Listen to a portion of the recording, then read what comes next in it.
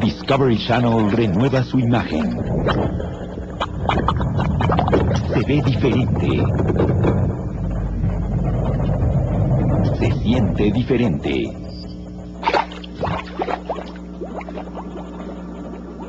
Ahora más que nunca, Discovery Channel. Violencia.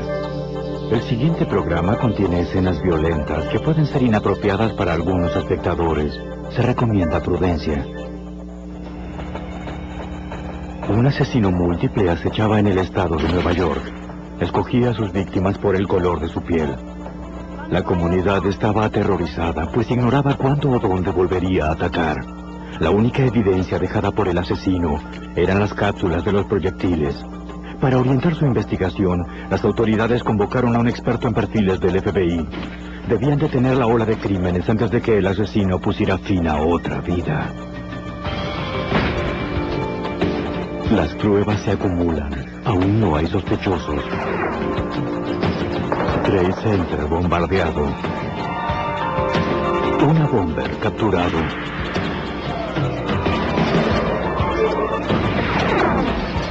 Fugitivo anda suelto.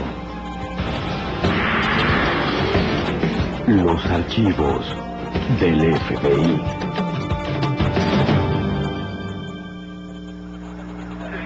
En Buffalo, Nueva York, alguien disparaba a hombres afroamericanos. Tenía la ciudad en vilo y amenazaba con desatar un conflicto racial. Parecía que otros seguirían su ejemplo de violencia. Soy Jim Kallstrom, exdirector del FBI en Nueva York. Cuando se comprobó que lo físico no era suficiente para acorralar al asesino, los expertos del FBI desarrollaron otros métodos. Su trabajo brindó la única esperanza para identificarlo y conectarlo con los crímenes. Hoy, asesino calibre 22. El 22 de septiembre de 1980 en Buffalo, Nueva York, Larry Robinson condujo hasta un supermercado acompañado por Glenn Dunn. Dunn decidió aguardar mientras Robinson ingresaba para cobrar un cheque. Cerca de las 9:45, la enfermera psiquiátrica Madonna Gorney acababa de terminar su turno. De regreso a su casa, decidió comprar algunos comestibles.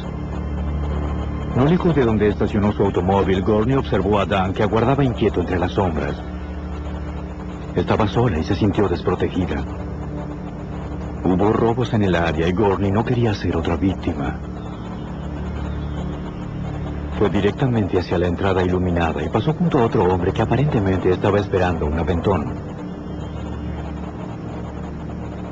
Debo cobrar este cheque. Una vez dentro, Gorney se sintió más segura. Larry Robinson tuvo un breve lapso de espera en la fila hasta cobrar su dinero.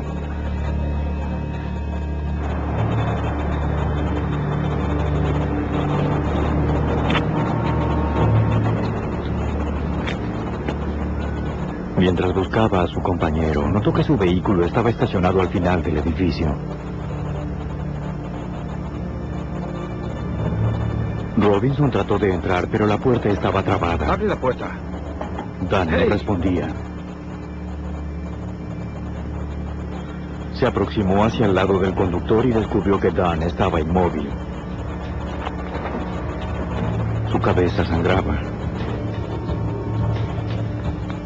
Robinson corrió a la tienda en busca de ayuda.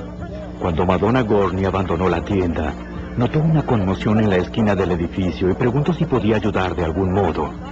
El guardia de seguridad respondió que no era necesario, que la situación estaba bajo control.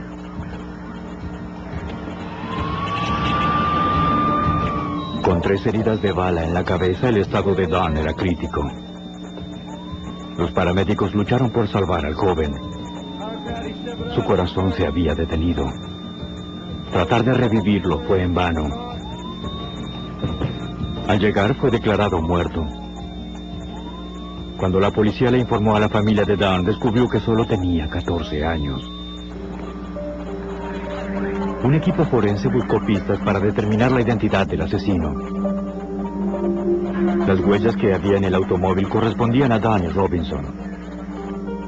Luego se confirmó que la sangre era de Dunn. La única evidencia dejada por el asesino eran las cápsulas de los proyectiles.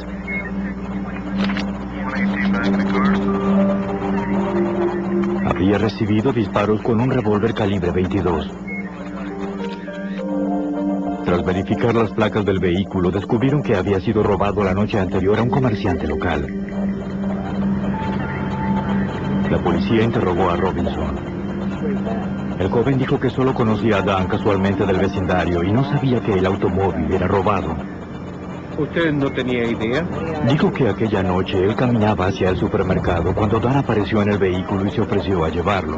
No tengo idea. ¿Por qué alguien se acercaría a disparar? Los amigos y la familia posteriormente confirmaron que él y Dan apenas se conocían. El detective de homicidios de Buffalo, John Regan, inicialmente pensó que el crimen podía estar conectado a una banda de ladrones de automóviles. Tras investigar el sitio de donde provenía el vehículo robado y las personas que podían ser responsables por el hurto, se hizo evidente que ese no era el punto fundamental de la investigación. 73835. En busca de pistas, los policías interrogaron a los residentes con la esperanza de que alguien hubiera presenciado el tiroteo. Un oficial uniformado halló a una testigo dispuesta a cooperar y llamó al detective para que la interrogara. ¿Qué tenemos? Bárbara Bosniak vivía junto al supermercado.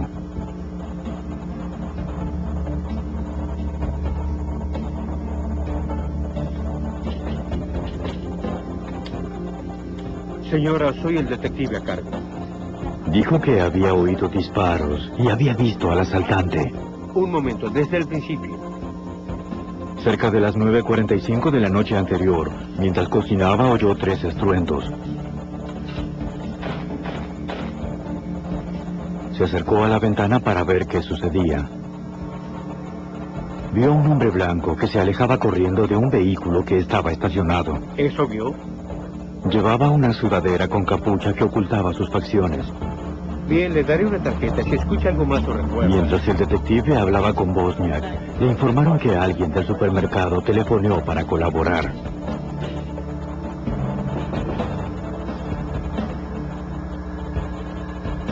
Se trataba de la enfermera psiquiátrica Madonna Gorney. Hola, soy el detective a cargo. Gracias. La verdadera razón por la que telefoné fue porque un niño de 14 años había sido asesinado en ese vehículo la noche anterior y lo único que pude pensar en ese momento fue: yo también soy madre. Si alguien asesinara a mi hijo, realmente querría saber quién fue. ¿Nos acompaña a la estación de policía? Gorney narró lo que había visto aquella noche, con la esperanza de que resultara de ayuda. Cuando llegué, noté que había un hombre de pie junto al poste de luz, cerca del extremo del estacionamiento. Cuando bajé del automóvil, me alejé a propósito de él, con la idea de que yo estaba sola y estaba oscuro. Y supuse que si estaba allá afuera, tal vez tramaba algo raro. Y no quise ser parte. Gorney buscó con la vista a otras personas que pudieran ofrecerle ayuda en caso de ser víctima de un crimen. Mi primera reacción fue: ¡wow! Hay alguien más aquí afuera. A medida que me aproximaba a la puerta y pude tener una mejor perspectiva de ese hombre, pensé: si algo me sucede, él no será de ayuda. Porque básicamente se veía mareado y parecía dopado y no me inspiró confianza. Usted también mencionó a un sospechoso. Ella describió a un hombre blanco, esbelto, de cabello oscuro, que tenía una bolsa de papel marrón sobre la falda. Usaba lentes con marco de metal y una sudadera con capucha que ocultaba sus facciones. Bien. La descripción parecía prometedora, ya que el testigo anterior había descrito a un hombre similar que se alejaba corriendo de la escena del crimen. Los detectives esperaban con ansias detalles para realizar un identikit. Ya regresa Artúa, Archivos Forenses. Tras hablar con Gorney, los detectives se enteraron de otro episodio en las cercanías de Cheektowaga. Cuando llegaron al hospital, la víctima, Harold Green, de 32 años, era sometida a una cirugía de emergencia. Su situación era crítica, tras haber recibido disparos del lado izquierdo del cráneo con proyectiles calibre 22. Está en terapia intensiva. Ya vuelvo. ¿Usted es de la familia Green, señora? Los detectives hallaron a su esposa en la sala de espera y le preguntaron qué sabía del tiroteo. Ella dijo que su esposo se había detenido en un restaurante de comida rápida. Él estaba sentado en su automóvil almorzando, cuando un hombre blanco con sombrero se aproximó y le disparó. Una empleada oyó los disparos y vio al atacante huir de la escena del crimen con una bolsa de papel marrón. Le avisó al administrador.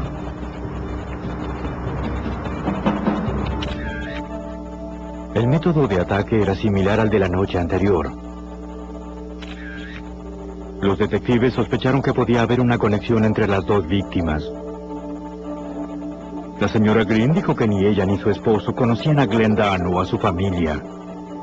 Su esposo era un ingeniero respetable y un pilar de su comunidad. Se movía en círculos diferentes al del joven ladrón de automóviles. Los investigadores comprobaron que las dos víctimas no tenían nada en común. Green murió sin recuperar la conciencia. Solo un elemento de la evidencia conectaba ambos tiroteos. El teniente Thomas Rowan del Departamento de Policía de Cheektowaga realizó las investigaciones forenses. Teníamos nuestra primera evidencia física importante que conectaba el tiroteo en el restaurante de comida rápida en Cheektowaga con el ocurrido en Buffalo, Nueva York.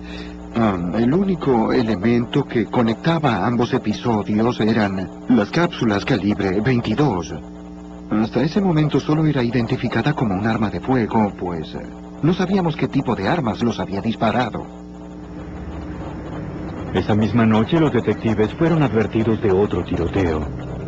Era el tercer ataque contra un hombre afroamericano en menos de 36 horas. Emmanuel Thomas, de 31 años, había sido asesinado mientras cruzaba una intersección en un suburbio residencial. Según las declaraciones de los testigos, los investigadores pudieron reconstruir la cadena de sucesos. Una hora antes, Frenchy Cook se había marchado de su casa en compañía de su amigo Emmanuel Thomas. Thomas, un pintor de viviendas que trabajaba en forma independiente, le dijo a su esposa que iba a la tienda y regresaba de inmediato. Ten cuidado. Lo tendré. El vecino Thomas Jackson vio a los dos amigos caminando en dirección a la esquina de East Ferry y Center. Cuando Thomas y Cook cruzaban la calle, el asesino surgió de la oscuridad.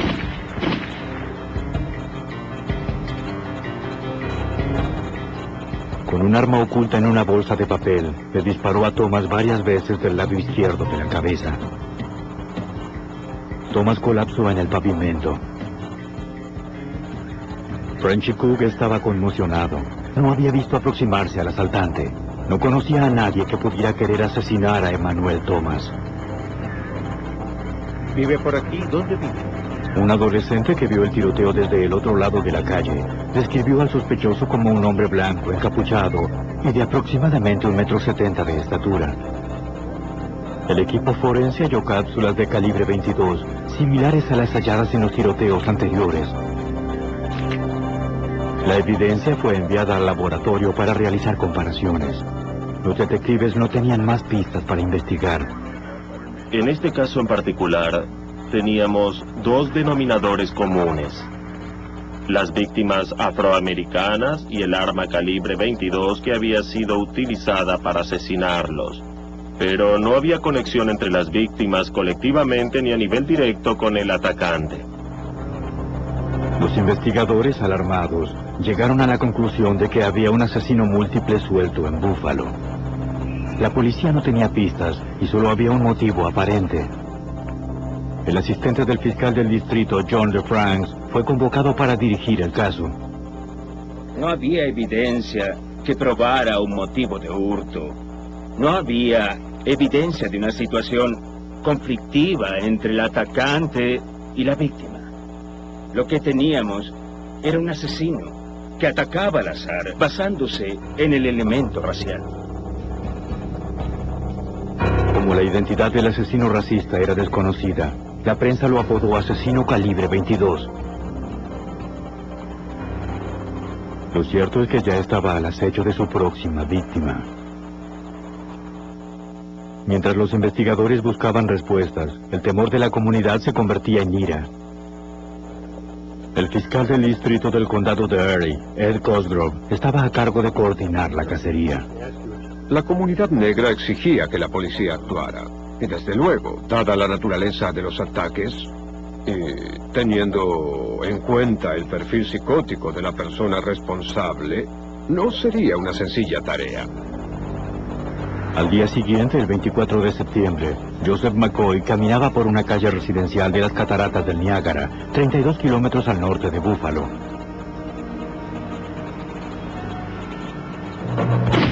Frente a la iglesia, este hombre de 43 años fue súbitamente atacado y asesinado. Un vecino describió al agresor como un hombre blanco y esbelto, con un atuendo de color caqui. Una vez más, la policía solo halló cápsulas de proyectiles calibre 22 en la escena del crimen. Los cartuchos, junto con los proyectiles extraídos del cuerpo de la víctima, fueron enviados al Departamento Central de Policía del Condado de Erie para que fueran comparados con los otros. El teniente Thomas Rowan realizó el análisis balístico. En este caso se trataba de un desafío muy complejo para los expertos en armas y los defensores del orden, pues los proyectiles al ingresar en el cuerpo se rompen y se desintegran en pequeños trozos, haciendo que la identificación del arma, partiendo de las balas halladas en los cuerpos de las víctimas, sea muy difícil o casi imposible para los expertos. Las cápsulas de proyectiles podían ser más reveladoras. Cada arma deja marcas específicas en el cartucho al ser disparado. La aguja de percusión, el eyector y el extractor de cartuchos de un arma dejan impresiones en las cápsulas de los proyectiles. Para los expertos, esa es la huella digital del arma. Ellos descubrieron que las marcas en las cápsulas de proyectiles de las 4 escenas del crimen coincidían. Las impresiones de la aguja de percusión, el eyector y el extractor sugirieron de inmediato el tipo específico de arma utilizada, y se trataba de una Ruger modelo 1022.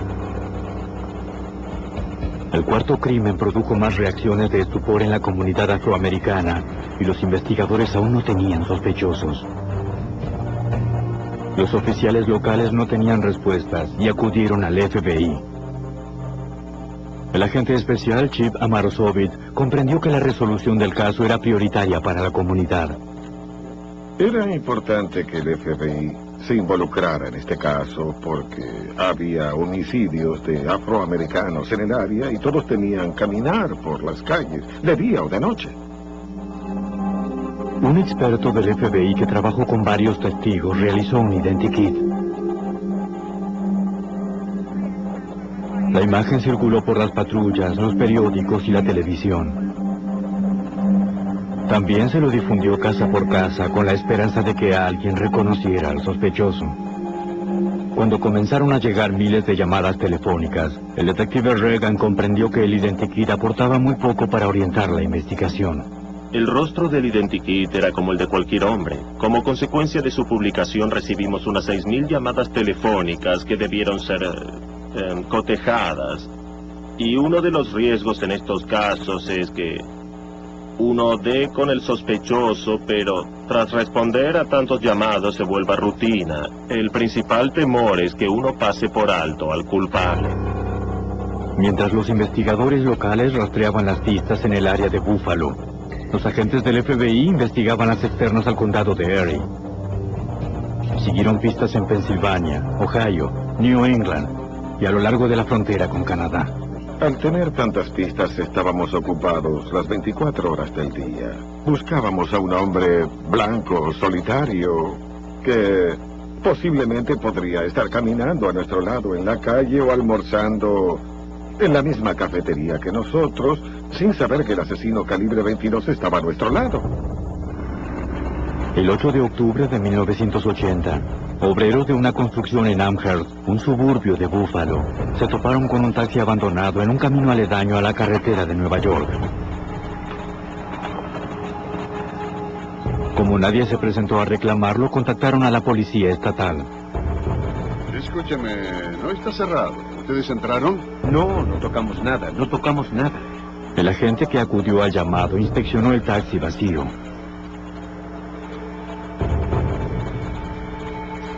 En su interior halló una billetera bajo el asiento delantero que contenía una licencia de conducir, pero sin dinero. Pertenecía a Parler Edwards, de 71 años, un conductor de taxi afroamericano. Las llaves no aparecían por ninguna parte y tampoco Edwards. El agente decidió registrar la cajuela, pero estaba cerrada. ¿No están las llaves? No. Deme eso. Utilizando una palanca logró abrirla. En su interior encontró al conductor. Antes de colocar el cuerpo de Edwards en la cajuela, el asesino le había lacerado el pecho y extraído el corazón. No era claro si este homicidio estaba vinculado con los otros, pues el arma calibre 22 no había sido utilizada. El hecho de que fuera un afroamericano ciertamente resultaba sospechoso para los investigadores. En este caso, ¿podía el asesino haber evolucionado hasta llegar a la mutilación de su víctima? Nadie lo sabía con certeza. Tal vez era un incidente aislado perpetrado por un asesino imitador.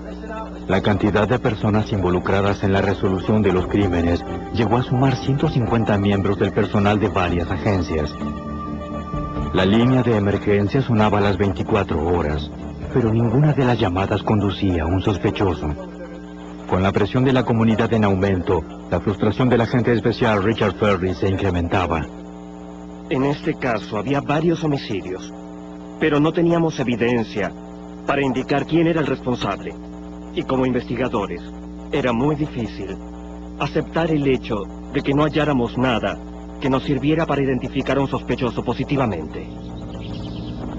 El 9 de octubre por la mañana, un hombre conducía hacia su trabajo en la zona del muelle de la ciudad de Tonawanda, cerca de Búfalo.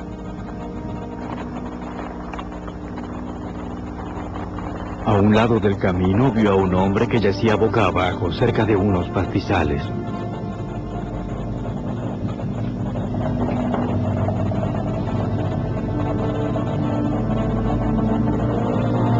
El conductor se aproximó y vio que el hombre no respiraba.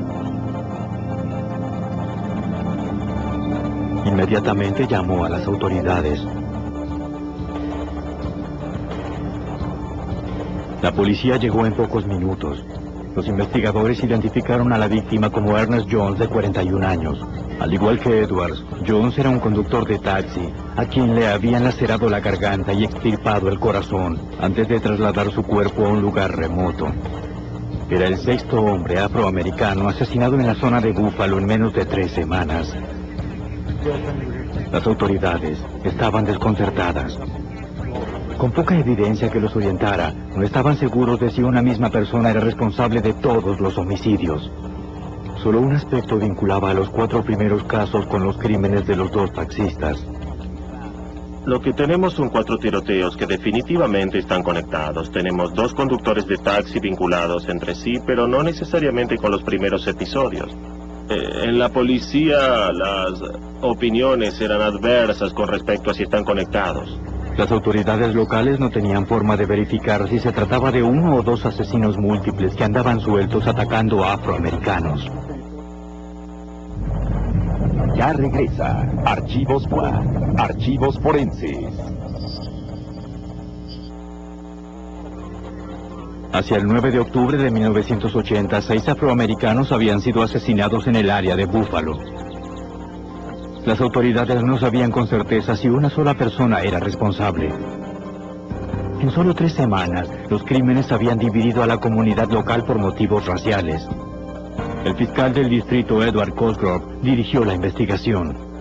Resulta complejo describir la mentalidad de la comunidad en ese entonces. Había muchas exigencias por parte de la comunidad afroamericana para que la policía actuara y acabara con lo que estaba sucediendo allí. Yo participaba en conferencias de prensa con periodistas de toda la nación. Todos venían a Búfalo por respuestas, pero yo no las tenía. La historia apareció en los titulares de los periódicos. Se ofreció una recompensa de $100,000 por información que condujera al arresto y la condena del asesino calibre 22. El presidente Jimmy Carter se enteró del caso. Ante una violación de derechos civiles que dividía a la comunidad de Búfalo, El presidente declaró que la investigación era un caso federal. Las autoridades locales ahora contaban con todos los recursos del FBI a su disposición. A medida que los agentes federales analizaban la información reunida, otro incidente conmovió el estado de Nueva York. La noche del 10 de octubre, Colin Cole se hallaba internado en el Hospital General de Buffalo. Cole era recluso en una cárcel local y se recuperaba de una sobredosis de droga. Cuando el horario de visita estaba a punto de terminar, un hombre recorrió el pasillo del piso 7º en busca de la habitación de Cole. El adicto en recuperación jadeó tratando de respirar mientras el hombre intentaba estrangularlo. ¿Qué está ocurriendo aquí? Una enfermera sorprendió al extraño. Este huyó dejando a Cole aún con vida. Hay un extraño en el 7º piso, un intruso, gorra azul y chaqueta de cuero negro. La enfermera alertó al servicio de seguridad del hospital. Pero el llamado fue demasiado tarde. Era el 7º ataque a un hombre afroamericano en solo 3 semanas. Nadie sabía con certeza si el asesino calibre 22 era responsable de este episodio. Esto es lo que tenemos en la escena del crimen. En esa época, el teniente Thomas Rowan y su equipo tenían poca experiencia en casos de asesinos múltiples. Los investigadores locales necesitaban de alguien que estuviera más familiarizado con este tipo de delincuentes. Convocaron a John Douglas de la Unidad de Ciencias del Comportamiento del FBI para que trazara un perfil del asesino calibre 22. A través de este proceso, Douglas brindaría al equipo una semblanza del comportamiento psicológico del asesino. Hoy, Douglas trabaja como analista de apbnews.com, un sitio en la red que brinda información sobre crímenes. Dedicó 20 años a la exploración de la ciencia que estudia perfiles criminales. Se traza un perfil para dar con el tipo de agresor más probable. El objetivo es eliminar varias pistas falsas. Es un intento que se lleva a cabo para focalizar de otra forma la investigación de la policía, o tal vez para reforzar la investigación confirmándoles que es la dirección correcta. Douglas viajó en el siguiente avión a Buffalo. Durante el viaje, se familiarizó con los archivos del caso. Tenía que interiorizarme de la situación del agresor y de la víctima para comprender lo que realmente había ocurrido durante los ataques. Debo preguntarme, ¿por qué? ¿Por qué esta víctima? Confirmó lo que los investigadores suponían. La única conexión entre las 6 víctimas de los homicidios eran su raza y su sexo. Eran hombres afroamericanos que habían sido escogidos por un asesino como blancos casuales. El hombre que había sobrevivido al intento de estrangulamiento, Colin Cole, no era una víctima al azar, pues había sido especialmente buscado en su cuarto de hospital. El experto en perfiles creía que en ese caso el atacante era un racista imitador, no necesariamente responsable de los demás homicidios. Pero Douglas necesitaba más pruebas. Tenía que recrear meticulosamente cada crimen según la evidencia conocida. Analizando los 6 ataques, el experto en perfiles buscó características de comportamiento que pudieran ser atribuidas a un solo delincuente. Cuando uno observa a los asesinos múltiples, descubre un patrón y un sello distintivo. El sello es algo que el agresor realiza, es como un comportamiento repetitivo, pero es algo que el sujeto tiene que hacer, es como un ritual. Douglas descubrió que el comportamiento del criminal en los 4 casos de disparos era similar. El asesino calibre 22 había sorprendido a sus víctimas al azar. Les disparó rápidamente desde una corta distancia y luego huyó, abandonando sus presas antes de morir. El sello del asesino consistía en un ataque estilo relámpago. Los homicidios de los taxistas no parecían encajar con este patrón. En esos 2 casos, el asesino había atacado a las víctimas severamente, mutilándolas y luego abandonándolas lejos del sitio donde las asesinaba. El asesino pasaba mucho tiempo con los cuerpos de las víctimas. Para Douglas, esto sugería que se trataba de 2 criminales diferentes. Hay diferentes tipos de asesinos múltiples. Existe el tipo de asesino múltiple personal y también el asesino múltiple impersonal.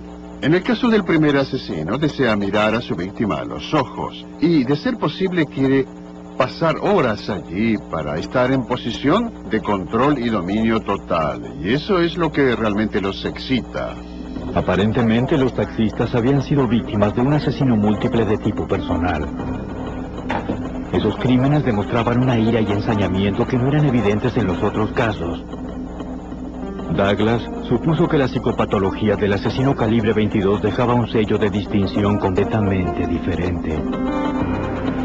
Los asesinos múltiples de este tipo pertenecen a un grupo que oscila entre 25 y 28 años. Es entonces cuando comienzan a destacarse. Pueden describirse más bien como personas con un tipo de personalidad asocial, no precisamente antisocial, sino asocial y característico. Generalmente están obsesionados con las armas y pueden tener muchas de ellas en su poder. Probablemente si estas personas pertenecen a algún grupo militar, yo diría que es probable que tengan dificultades en alguna rama de servicio y es posible que hasta sean relevadas. Según el experto en perfiles, al parecer había 2 asesinos múltiples sueltos en el estado de Nueva York. Douglas comunicó lo que había descubierto a los investigadores locales. Como la técnica de trazar perfiles era nueva en 1980, algunos dudaban de su efectividad. Algunas personas consideran que esto es una especie de método vudú o de hechicería, es decir, ¿cómo puede determinarse la edad del agresor? Y, verdad es sencillo ante casos de este tipo. Según su experiencia, el experto en perfiles añadió que el asesino calibre 22 aparentemente era un cazador ávido, con experiencia en empleos en el área de servicio. Douglas enfatizó que dependía enteramente del equipo local hallar o eliminar sospechosos basándose en su perfil. En las cataratas del Niágara. Esta es una buena herramienta, pero todo depende de ellos. Son los que tienen que salir a buscarlo. La policía es la que debe resolver el caso. Para mí esta es la parte sencilla. Trato de ayudarlos, quizás cambiarles la orientación del caso, trazar un perfil del agresor, pero en definitiva son ellos los que tienen que salir a golpear puertas, buscar y encontrar a sospechoso.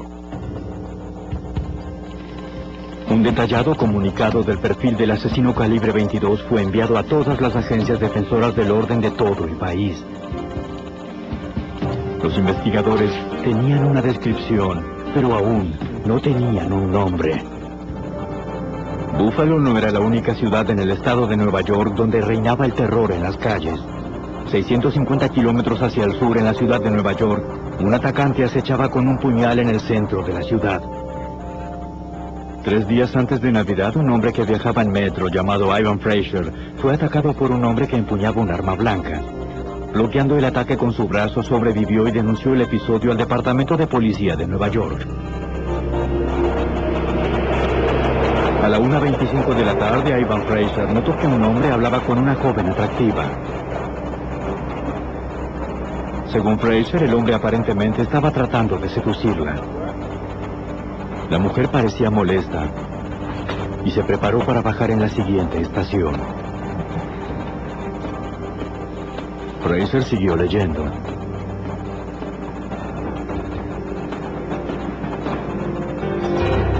Luego, sin advertencia alguna, el hombre se abalanzó sobre él y le laceró el antebrazo y la muñeca. Luego se marchó.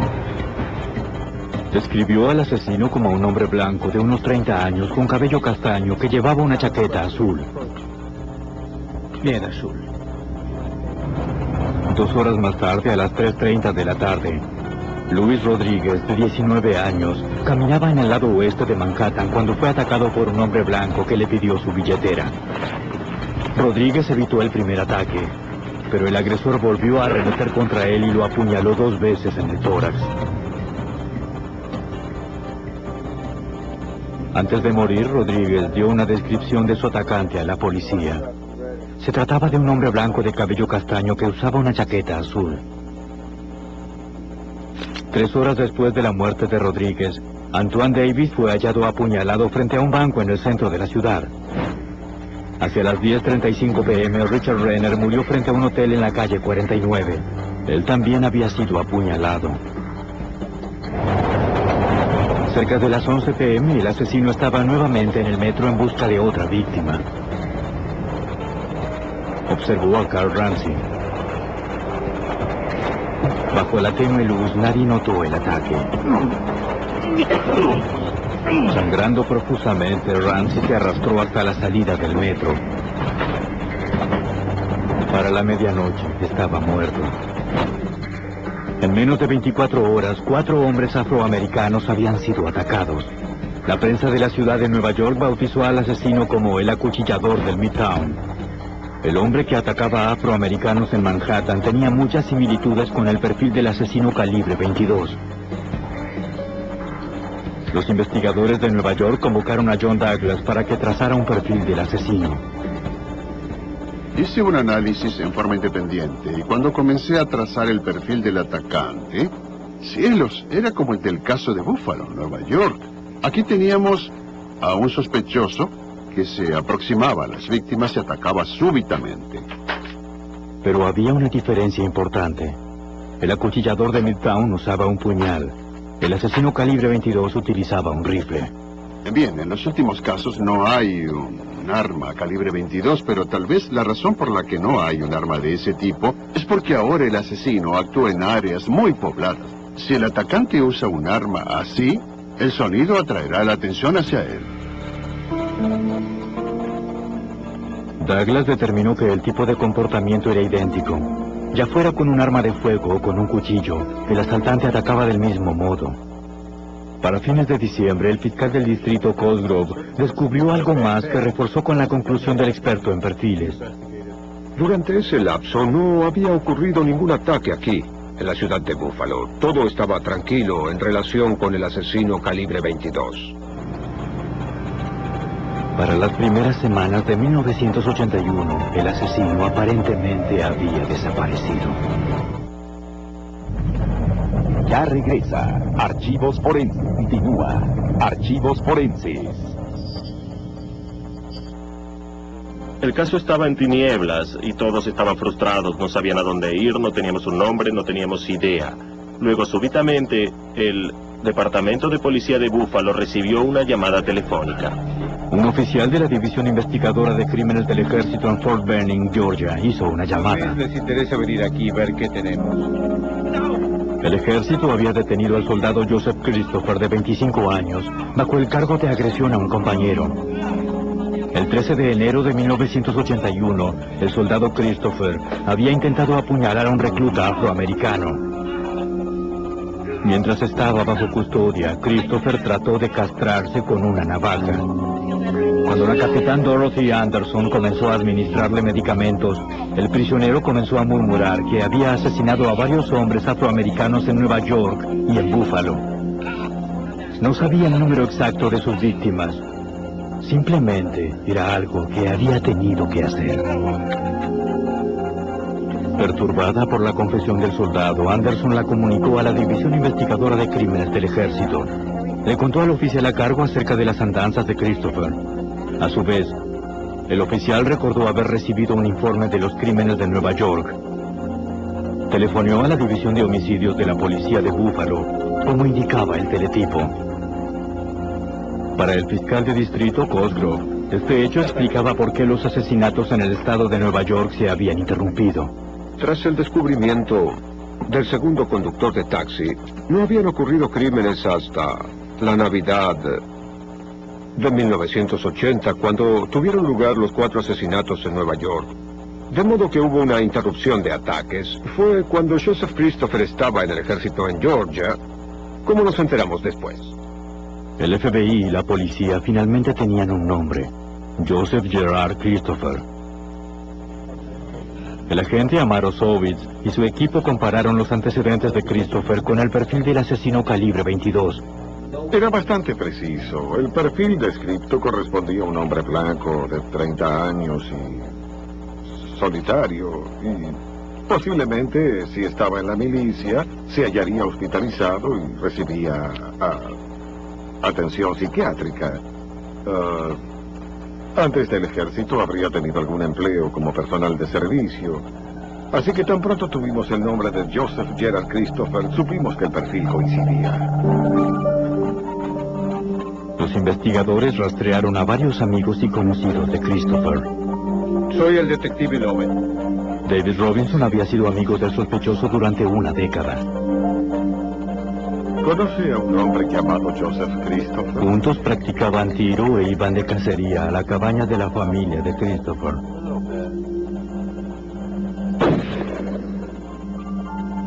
También les dijo a los investigadores que Christopher tenía una colección de armas que heredó de su padre.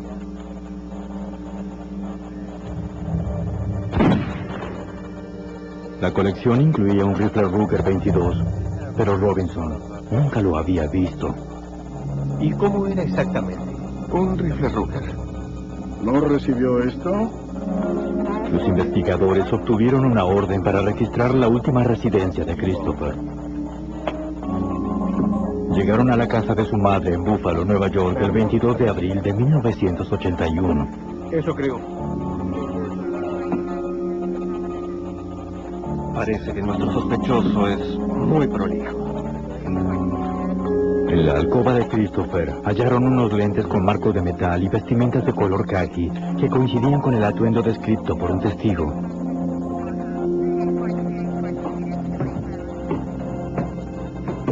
El perfil del FBI trazado por John Douglas indicaba que el asesino calibre 22 sentía fascinación por las armas y el ejército. El sótano de Christopher era un campo subterráneo de tiro. Los agentes hallaron la colección heredada y partes del cañón de un fusil acortado. Entre la parafernalia, los especialistas forenses hallaron cajas de municiones de calibre 22, un cartucho calibre 22 sin usar junto con una cámara de cartuchos giratoria. El especialista en balística Thomas Rowan creyó que la evidencia era significativa. Hallar la cámara giratoria para la Ruger 1022 fue un dato importante que sustentó la teoría de la investigación, según la cual el atacante escogía a alguien de modo que pudiera mantener el perfil del arma lo suficientemente bajo como para que pudiera entrar en una bolsa de papel y hacer las ejecuciones de sus víctimas en las calles. La cámara de cartuchos giratoria le permitía a Christopher disponer de una carga completa de municiones y mantener el fusil acortado oculto en una bolsa sin tener que recargarlo. Una segunda orden les permitió a los investigadores registrar la cabaña de la familia Nellington, Nueva York. 138061-08061. ¿Qué cree? Los detectives revisaron el sitio donde Robinson dijo que él y Christopher practicaban tiro. Como resultado de la excavación, hallaron dos cápsulas que ostentaban una marca única de aguja de percusión. Esta coincidía con la de los cartuchos hallados en las escenas de los crímenes. Los especialistas en armas de fuego del Departamento Central de Policía del Condado de Erie examinaron las cápsulas halladas en la casa de Christopher y en la cabaña. Luego las compararon con las halladas en las escenas de los 4 primeros crímenes, llegando a la conclusión de que los proyectiles habían sido disparados por una misma arma. Con esta coincidencia, el asistente del fiscal del distrito, John DeFranks, pudo obtener una orden de detención del gran jurado. Las cápsulas hablaron por sí mismas. Las colocaron bajo un microscopio y apareció la evidencia. No podía ser alterada ni corrompida. Joseph Christopher fue extraditado de Georgia y regresado a Buffalo, Nueva York, para ser enjuiciado. Los oficiales le colocaron una máscara de esquí para evitar que los testigos lo identificaran a través de los medios. Le colocamos una máscara con la intención de evitar que los testigos potenciales observaran su rostro en televisión y basaran su identificación en ello en lugar de en sus propios recuerdos. Hay un grupo de sospechosos y usted debe verlo. Está bien. Uno de los testigos clave fue Madonna Gorney. Bien. Ella vio al asesino calibre 22 durante la noche de su primer ataque en el estacionamiento del supermercado. El 5 de mayo de 1981 identificó a Joseph Christopher entre los sospechosos. Ese es él, estoy segura. Era un poco atemorizante.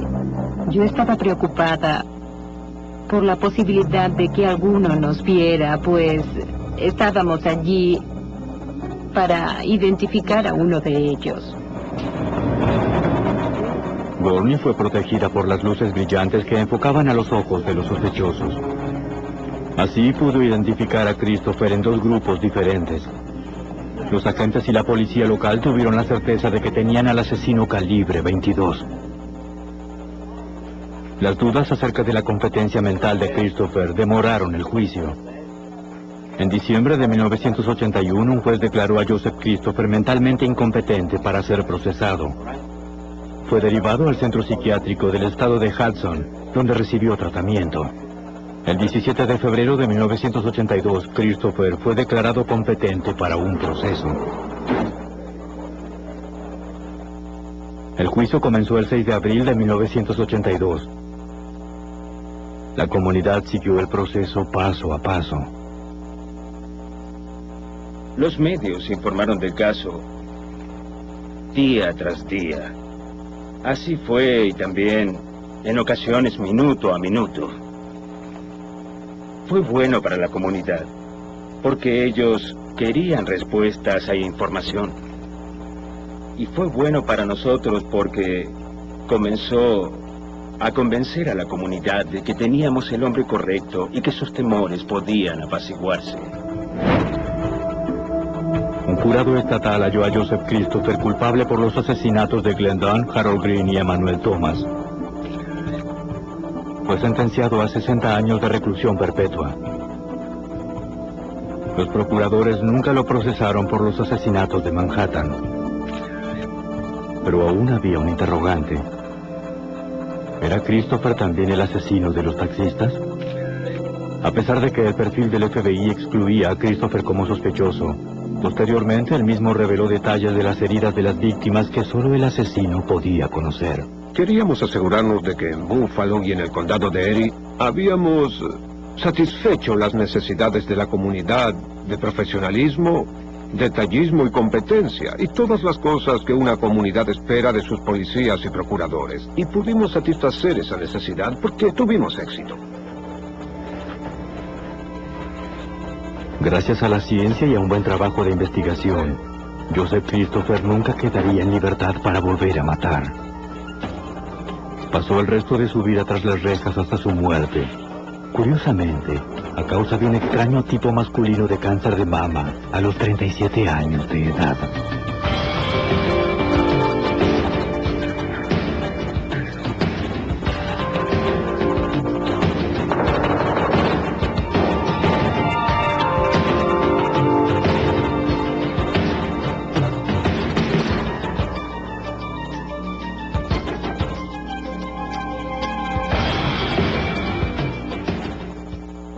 Esto sugería que se trataba de dos criminales diferentes. Hay diferentes tipos de asesinos múltiples. Existe el tipo de asesino múltiple personal y también el asesino múltiple impersonal. En el caso del primer asesino, desea mirar a su víctima a los ojos y, de ser posible, quiere pasar horas allí para estar en posición de control y dominio total. Y eso es lo que realmente los excita. Aparentemente, los taxistas habían sido víctimas de un asesino múltiple de tipo personal. Esos crímenes demostraban una ira y ensañamiento que no eran evidentes en los otros casos. Douglas supuso que la psicopatología del asesino calibre 22 dejaba un sello de distinción completamente diferente. Los asesinos múltiples de este tipo pertenecen a un grupo que oscila entre 25 y 28 años. Es entonces cuando comienzan a destacarse. Pueden describirse más bien como personas con un tipo de personalidad asocial, no precisamente antisocial, sino asocial y característico. Generalmente están obsesionados con las armas y pueden tener muchas de ellas en su poder. Probablemente si estas personas pertenecen a algún grupo militar, yo diría que es probable que tengan dificultades en alguna rama de servicio y es posible que hasta sean relevadas. Según el experto en perfiles, al parecer había dos asesinos múltiples sueltos en el estado de Nueva York.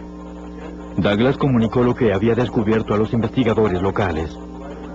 Como la técnica de trazar perfiles era nueva en 1980, algunos dudaban de su efectividad.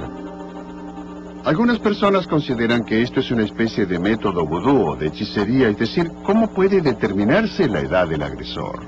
Y verdad es sencillo ante casos de este tipo. Según su experiencia, el experto en perfiles añadió que el asesino calibre 22 aparentemente era un cazador ávido, con experiencia en empleos en el área de servicio. Douglas enfatizó que dependía enteramente del equipo local hallar o eliminar sospechosos basándose en su perfil. En las cataratas de Niágara. Esta es una buena herramienta, pero todo depende de ellos. Son los que tienen que salir a buscarlo. La policía es la que debe resolver el caso. Para mí esta es la parte sencilla. Trato de ayudarlos, quizás cambiarles la orientación del caso, trazar un perfil del agresor, pero en definitiva son ellos los que tienen que salir a golpear puertas, buscar y encontrar al sospechoso. Un detallado comunicado del perfil del asesino calibre 22 fue enviado a todas las agencias defensoras del orden de todo el país. Los investigadores tenían una descripción, pero aún no tenían un nombre. Buffalo no era la única ciudad en el estado de Nueva York donde reinaba el terror en las calles. Para Douglas, esto sugería que se trataba de dos criminales diferentes. Hay diferentes tipos de asesinos múltiples. Existe el tipo de asesino múltiple personal y también el asesino múltiple impersonal.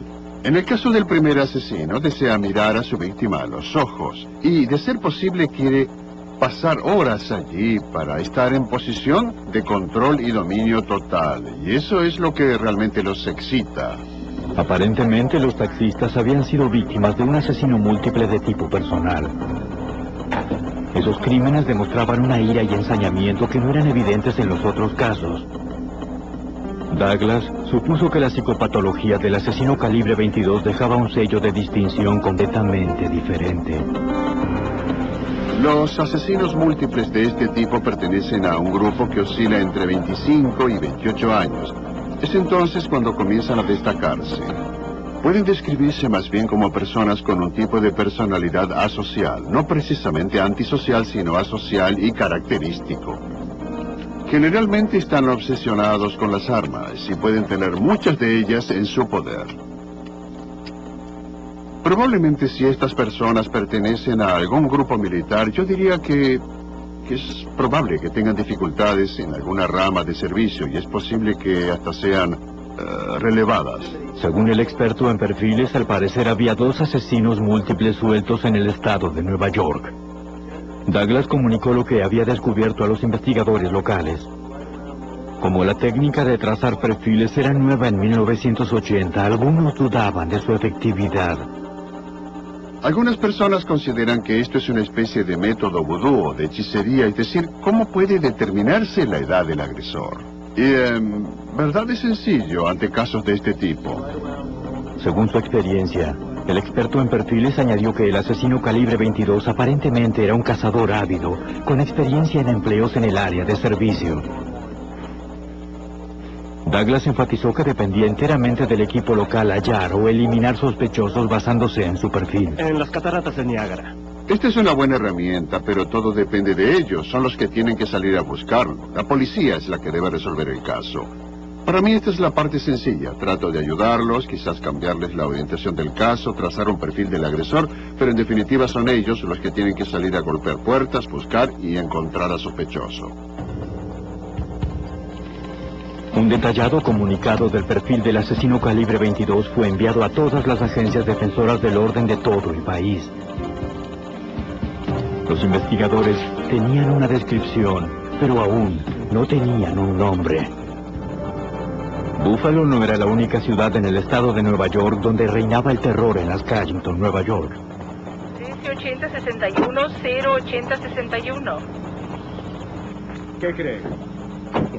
Los detectives revisaron el sitio donde Robinson dijo que él y Christopher practicaban tiro. Como resultado de la excavación, hallaron dos cápsulas que ostentaban una marca única de aguja de percusión. Esta coincidía con la de los cartuchos hallados en las escenas de los crímenes. Los especialistas en armas de fuego del Departamento Central de Policía del Condado de Erie examinaron las cápsulas halladas en la casa de Christopher y en la cabaña. Luego las compararon con las halladas en las escenas de los 4 primeros crímenes, llegando a la conclusión de que los proyectiles habían sido disparados por una misma arma. Con esta coincidencia, el asistente del fiscal del distrito, John DeFranks, pudo obtener una orden de detención del gran jurado. Las cápsulas hablaron por sí mismas. Las colocaron bajo un microscopio y apareció la evidencia. No podía ser alterada ni corrompida. Joseph Christopher fue extraditado de Georgia y regresado a Buffalo, Nueva York, para ser enjuiciado. Los oficiales le colocaron una máscara de esquí para evitar que los testigos lo identificaran a través de los medios. Le colocamos una máscara con la intención de evitar que los testigos potenciales observaran su rostro en televisión y basaran su identificación en ello en lugar de en sus propios recuerdos. Hay un grupo de sospechosos y usted debe verlo. Está bien. Uno de los testigos clave fue Madonna Gorney. Bien. Ella vio al asesino calibre 22 durante la noche de su primer ataque en el estacionamiento del supermercado. El 5 de mayo de 1981 identificó a Joseph Christopher entre los sospechosos. Ese es él, estoy segura. Era un poco atemorizante. Yo estaba preocupada por la posibilidad de que alguno nos viera, pues estábamos allí para identificar a uno de ellos. Gorney fue protegida por las luces brillantes que enfocaban a los ojos de los sospechosos. Así pudo identificar a Christopher en dos grupos diferentes. Los agentes y la policía local tuvieron la certeza de que tenían al asesino calibre 22. Las dudas acerca de la competencia mental de Christopher demoraron el juicio. En diciembre de 1981, un juez declaró a Joseph Christopher mentalmente incompetente para ser procesado. Fue derivado al centro psiquiátrico del estado de Hudson, donde recibió tratamiento. El 17 de febrero de 1982, Christopher fue declarado competente para un proceso. El juicio comenzó el 6 de abril de 1982. La comunidad siguió el proceso. Muy prolijo. En la alcoba de Christopher hallaron unos lentes con marcos de metal y vestimentas de color khaki que coincidían con el atuendo descrito por un testigo.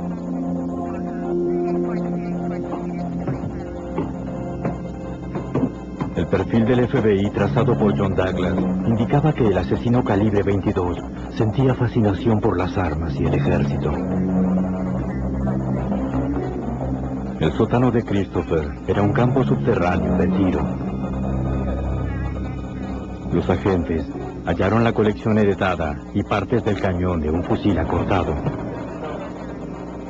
Entre la parafernalia, los especialistas forenses hallaron cajas de municiones de calibre 22, un cartucho calibre 22 sin usar junto con una cámara de cartuchos giratoria. El especialista en balística Thomas Rowan creyó que la evidencia era significativa. Hallar la cámara giratoria para la Ruger 1022 fue un dato importante que sustentó la teoría de la investigación, según la cual el atacante escogía a alguien de modo que pudiera mantener el perfil del arma lo suficientemente bajo como para que pudiera entrar en una bolsa de papel y hacer las ejecuciones de sus víctimas en las calles. La cámara de cartuchos giratoria le permitía a Christopher disponer de una carga completa de municiones y mantener el fusil acortado oculto en una bolsa sin tener que recargarlo. Una segunda orden les permitió a los investigadores registrar la cabaña de la familia en Ellington, Nueva York. 1380-61-080-61. ¿Qué cree? Los detectives revisaron el sitio donde Robinson dijo que él y Christopher practicaban tiro. Como resultado de la excavación, hallaron dos cápsulas que ostentaban una marca única de aguja de percusión. Esta coincidía con la de los cartuchos hallados en las escenas de los crímenes. Los especialistas en armas de fuego del Departamento Central de Policía del Condado de Erie examinaron las cápsulas halladas en la casa de Christopher y en la cabaña. Luego las compararon con las halladas en las escenas de los 4 primeros crímenes, llegando a la conclusión de que los proyectiles habían sido disparados por una misma arma. Con esta coincidencia, el asistente del fiscal del distrito, John DeFranks, pudo obtener una orden de detención del gran jurado. Las cápsulas hablaron por sí mismas. Las colocaron bajo un microscopio y apareció la evidencia. No podía ser alterada ni corrompida. Joseph Christopher fue extraditado de Georgia y regresado a Buffalo, Nueva York, para ser enjuiciado. Los oficiales le colocaron una máscara de esquí para evitar que los testigos lo identificaran a través de los medios. Le colocamos una máscara con la intención de evitar que los testigos... 24 de septiembre, Joseph McCoy caminaba por una calle residencial de las cataratas del Niágara, 32 kilómetros al norte de Búfalo.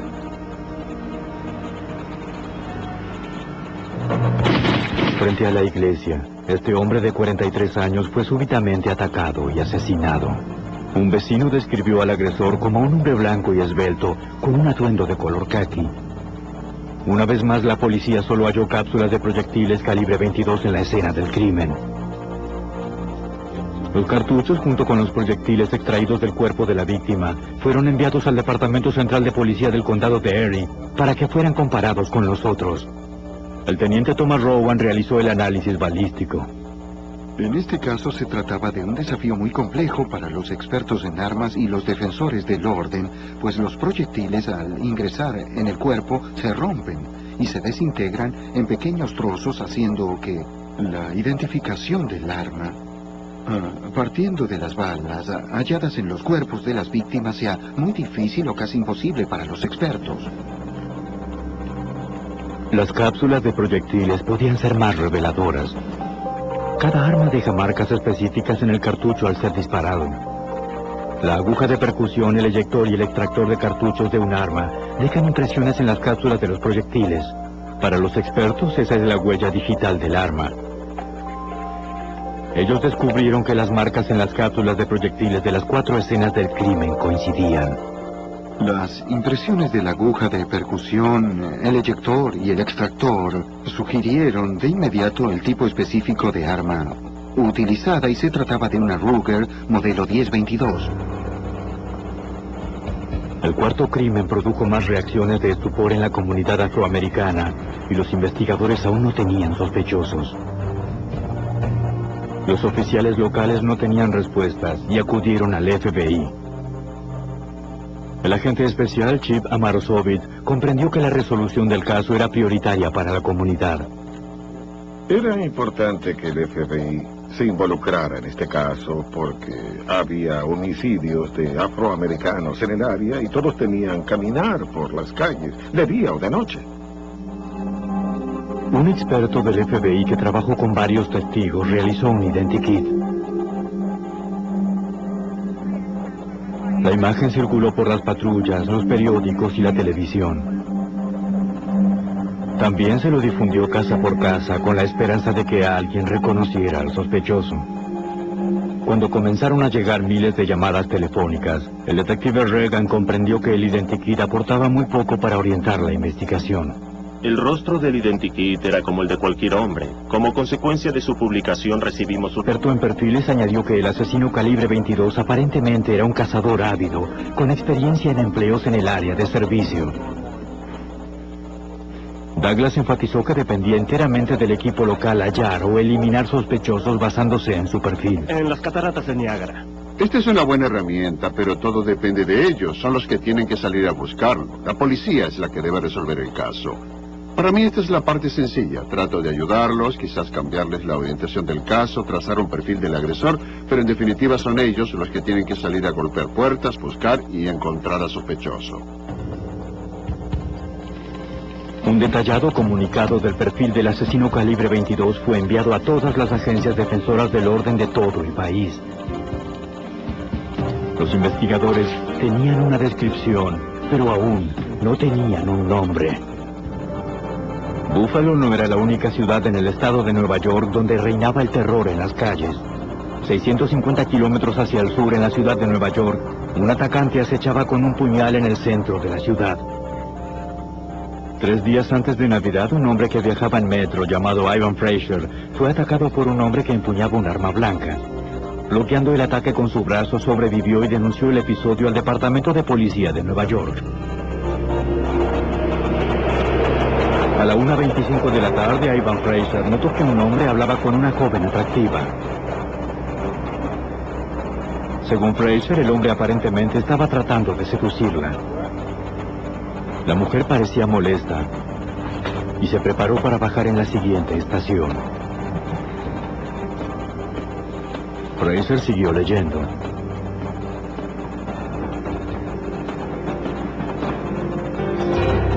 Luego sin advertencia alguna, el hombre se abalanzó sobre él y le laceró el antebrazo y la muñeca. Luego se marchó. Describió al asesino como un hombre blanco de unos 30 años, con cabello castaño, que llevaba una chaqueta azul. Bien azul.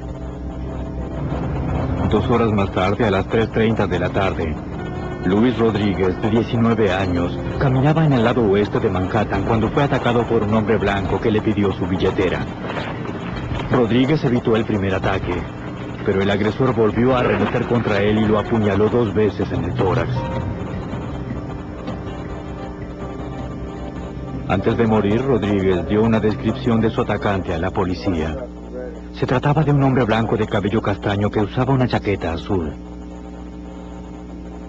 3 horas después de la muerte de Rodríguez, Antoine Davis fue hallado apuñalado frente a un banco en el centro de la ciudad. Hacia las 10:35 p.m., Richard Renner murió frente a un hotel en la calle 49. Él también había sido apuñalado. Robinson nunca lo había visto. ¿Y cómo era exactamente? Un rifle Ruger. ¿No recibió esto? Los investigadores obtuvieron una orden para registrar la última residencia de Christopher. Llegaron a la casa de su madre en Buffalo, Nueva York, el 22 de abril de 1981. Eso creo. Parece que nuestro sospechoso es muy prolijo. En la alcoba de Christopher hallaron unos lentes con marcos de metal y vestimentas de color khaki que coincidían con el atuendo descrito por un testigo.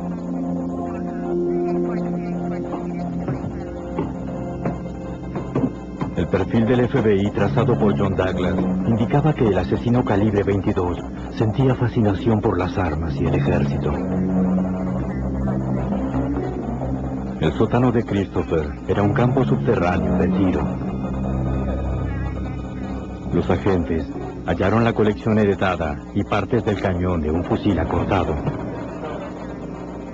Entre la parafernalia, los especialistas forenses hallaron cajas de municiones de calibre 22, un cartucho calibre 22 sin usar junto con una cámara de cartuchos giratoria. El especialista en balística Thomas Rowan creyó que la evidencia era significativa. Hallar la cámara giratoria para la Ruger 1022 fue un dato importante que sustentó la teoría de la investigación, según la cual el atacante escogía a alguien de modo que pudiera mantener el perfil del arma lo suficientemente bajo como para que pudiera entrar en una bolsa de papel y hacer las ejecuciones de sus víctimas en las calles. La cámara de cartuchos giratoria le permitía a Christopher disponer de una carga completa de municiones y mantener el fusil acortado oculto en una bolsa sin tener que recargarlo. Una segunda orden les permitió a los investigadores registrar la cabaña de la familia Nellington, Nueva York. 138061-08061. ¿Qué cree? Los detectives revisaron el sitio donde Robinson dijo que él y Christopher practicaban tiro. Como resultado de la excavación, hallaron 2 cápsulas que ostentaban una marca única de aguja de percusión. Esta coincidía con la de los cartuchos hallados en las escenas de los crímenes. Los especialistas en armas de fuego del Departamento Central de Policía del Condado de Erie examinaron las cápsulas halladas en la casa de Christopher y en la cabaña. Luego las compararon con las halladas en las escenas de los 4 primeros crímenes, llegando a la conclusión de que los proyectiles habían sido disparados por una misma arma. Con esta coincidencia, el asistente del fiscal del distrito, John DeFranks, pudo obtener una orden de detención del gran jurado. Realizó un identikit. La imagen circuló por las patrullas, los periódicos y la televisión. También se lo difundió casa por casa con la esperanza de que alguien reconociera al sospechoso. Cuando comenzaron a llegar miles de llamadas telefónicas, el detective Reagan comprendió que el identikit aportaba muy poco para orientar la investigación.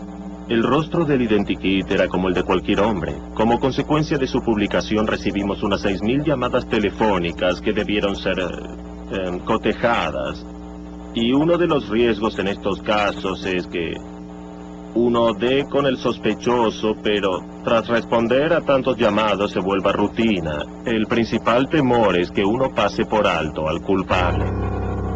Mientras los investigadores locales rastreaban las pistas en el área de Buffalo, los agentes del FBI investigaban las externas al condado de Erie. Siguieron pistas en Pensilvania, Ohio, New England y a lo largo de la frontera con Canadá. Al tener tantas pistas estábamos ocupados las 24 horas del día.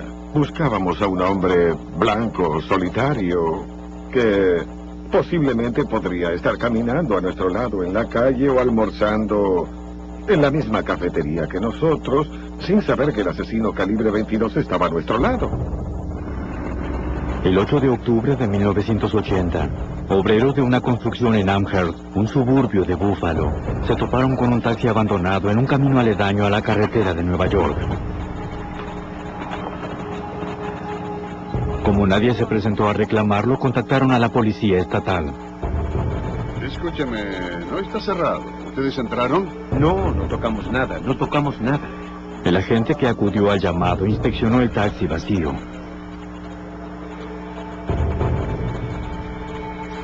En su interior halló una billetera bajo el asiento delantero que contenía una licencia de conducir, pero sin dinero.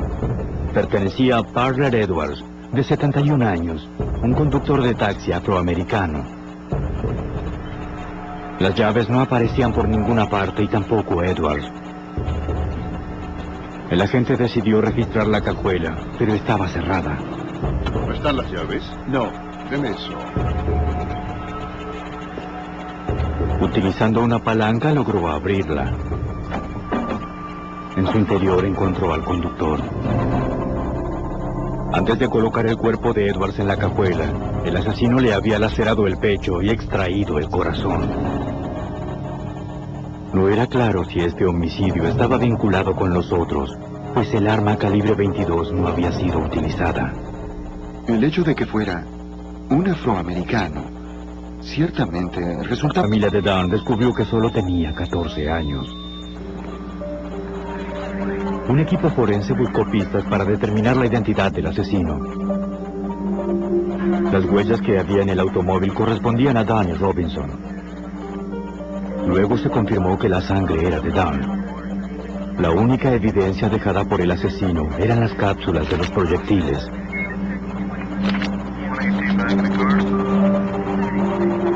Había recibido disparos con un revólver calibre 22. Tras verificar las placas del vehículo, descubrieron que había sido robado la noche anterior a un comerciante local. La policía interrogó a Robinson. El joven dijo que solo conocía a Dan casualmente del vecindario y no sabía que el automóvil era robado. ¿Usted no tenía idea? Dijo que aquella noche él caminaba hacia el supermercado cuando Dan apareció en el vehículo y se ofreció a llevarlo. No tengo idea. ¿Por qué alguien se acercaría a disparar? Los amigos y la familia posteriormente confirmaron que él y Dan apenas se conocían. El detective de homicidios de Buffalo, John Reagan, inicialmente pensó que el crimen podía estar conectado a una banda de ladrones de automóviles. Tras investigar el sitio de donde provenía el vehículo robado y las personas que podían ser responsables por el hurto, se hizo evidente que ese no era el punto fundamental de la investigación. 73835. En busca de pistas, los policías interrogaron a los residentes con la esperanza de que alguien hubiera presenciado el tiroteo. Un oficial uniformado halló a una testigo dispuesta a cooperar y llamó al detective para que la interrogara. ¿Qué tenemos? Bárbara Bosniak vivía junto al supermercado.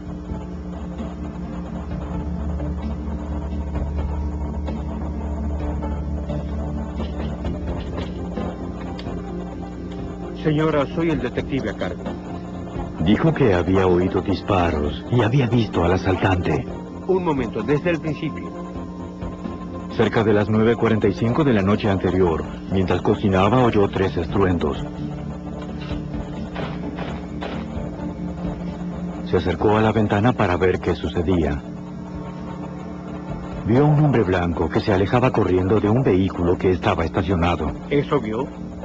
Llevaba una sudadera con capucha que ocultaba sus facciones. Bien, le daré una tarjeta. Si escucha algo más, lo recuerda. Mientras el detective hablaba con Bosniak, le informaron que alguien del supermercado telefoneó para colaborar.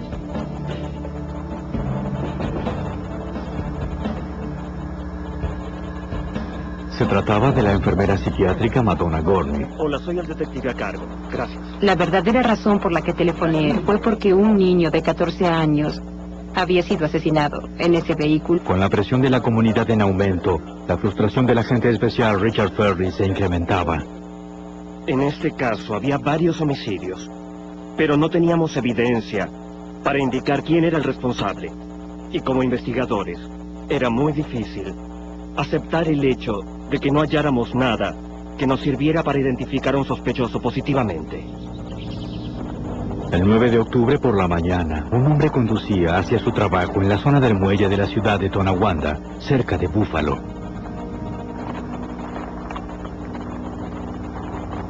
A un lado del camino vio a un hombre que yacía boca abajo, cerca de unos pastizales.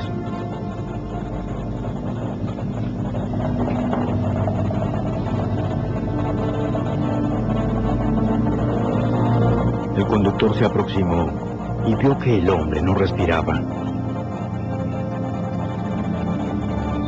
Inmediatamente llamó a las autoridades. La policía llegó en pocos minutos. Los investigadores identificaron a la víctima como Ernest Jones, de 41 años. Al igual que Edwards, Jones era un conductor de taxi, a quien le habían lacerado la garganta y extirpado el corazón antes de trasladar su cuerpo a un lugar remoto. Era el sexto hombre afroamericano asesinado en la zona de Búfalo en menos de 3 semanas. Las autoridades estaban desconcertadas. Con poca evidencia que los orientara, no estaban seguros de si una misma persona era responsable de todos los homicidios. Solo un aspecto vinculaba a los 4 primeros casos con los crímenes de los 2 taxistas. Lo que tenemos son 4 tiroteos que definitivamente están conectados. Tenemos 2 conductores de taxi vinculados entre sí, pero no necesariamente con los primeros episodios. En la policía, las opiniones eran adversas con respecto a si están conectados. Las autoridades locales no tenían forma de verificar si se trataba de 1 o 2 asesinos múltiples que andaban sueltos atacando a afroamericanos. Ya regresa Archivos WAD, Archivos Forenses. Hacia el 9 de octubre de 1980, 6 afroamericanos habían sido asesinados en el área de Búfalo. Las autoridades no sabían con certeza si una sola persona era responsable. En solo 3 semanas, los crímenes habían dividido a la comunidad local por motivos raciales. El fiscal del distrito, Edward Cosgrove, dirigió la investigación. Resulta complejo describir la mentalidad de la comunidad en ese entonces. Había muchas exigencias por parte de la comunidad afroamericana para que la policía actuara y acabara con lo que estaba sucediendo allí. Yo participaba en conferencias de prensa con periodistas de toda la nación. Ya regresa Archivos Forenses. Continúa Archivos Forenses. El caso estaba en tinieblas y todos estaban frustrados, no sabían a dónde ir, no teníamos un nombre, no teníamos idea. Luego, súbitamente, el Departamento de Policía de Búfalo recibió una llamada telefónica. Un oficial de la División Investigadora de Crímenes del Ejército en Fort Benning, Georgia, hizo una llamada. Les interesa venir aquí y ver qué tenemos. El ejército había detenido al soldado Joseph Christopher, de 25 años, bajo el cargo de agresión a un compañero. El 13 de enero de 1981, el soldado Christopher había intentado apuñalar a un recluta afroamericano. Mientras estaba bajo custodia, Christopher trató de castrarse con una navaja. Cuando la capitán Dorothy Anderson comenzó a administrarle medicamentos, el prisionero comenzó a murmurar que había asesinado a varios hombres afroamericanos en Nueva York y en Búfalo. No sabía el número exacto de sus víctimas. Simplemente era algo que había tenido que hacer. Perturbada por la confesión del soldado, Anderson la comunicó a la División Investigadora de Crímenes del Ejército. Le contó al oficial a cargo acerca de las andanzas de Christopher. A su vez, el oficial recordó haber recibido un informe de los crímenes de Nueva York. Telefoneó a la División de Homicidios de la Policía de Búfalo, como indicaba el teletipo. Para el fiscal de distrito, Cosgrove, este hecho explicaba por qué los asesinatos en el estado de Nueva York se habían interrumpido. Tras el descubrimiento del segundo conductor de taxi, no habían ocurrido crímenes hasta la Navidad de 1980, cuando tuvieron lugar los 4 asesinatos en Nueva York. De modo que hubo una interrupción de ataques. Fue cuando Joseph Christopher estaba en el ejército en Georgia, como nos enteramos después. El FBI y la policía finalmente tenían un nombre: Joseph Gerard Christopher.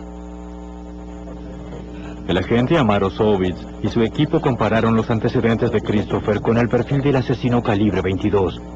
Era bastante preciso. El perfil descrito correspondía a un hombre blanco de 30 años y solitario. Y posiblemente, si estaba en la milicia, se hallaría hospitalizado y recibía atención psiquiátrica.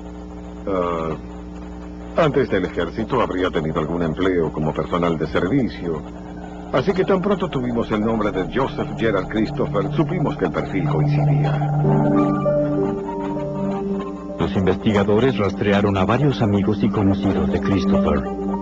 Soy el detective Loven. David Robinson había sido amigo del sospechoso durante una década.